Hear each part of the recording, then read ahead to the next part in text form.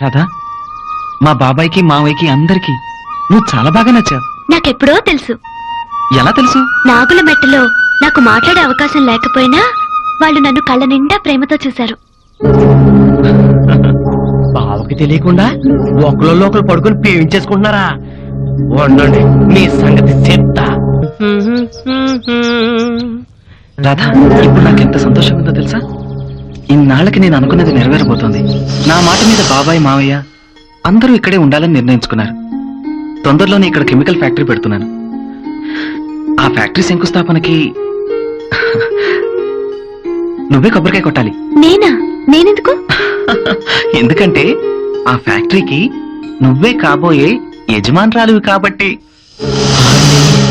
శంకుస్థాపనకి కొబ్బరికాయ కొట్టేస్తావా? బావతో చెప్పి నీ తలకాయ కొబ్బరికాయల పగల కొట్టేస్తా. ఏంటలా చూస్తున్నా? నిన్ను చూస్తుంటే ఒకటి అడగాలనిపిస్తోంది. ఏంటది? ఒకే ఒక్క అమ్మో వద్దు. Radha please, just one, only one. Radha Radha Radha one. శనబాబులో నన్ను మోసం చేసి ఎన్నాళ్ళు తప్పించి దొరుకుతారు. నీ సంగతి ఏంటో శనబాబు దగ్గర తెలుతారు. మర్యాదగా రాధ చెయ్యొద్దు.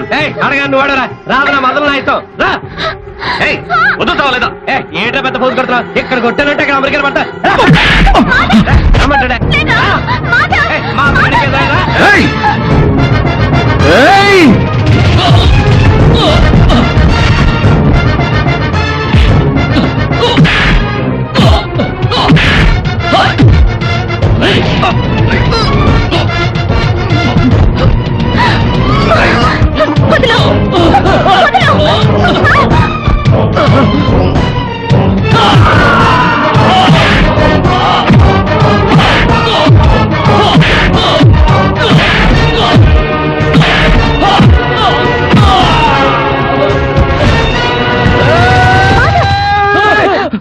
వద్దు వద్దు మాధవ్ వద్దు.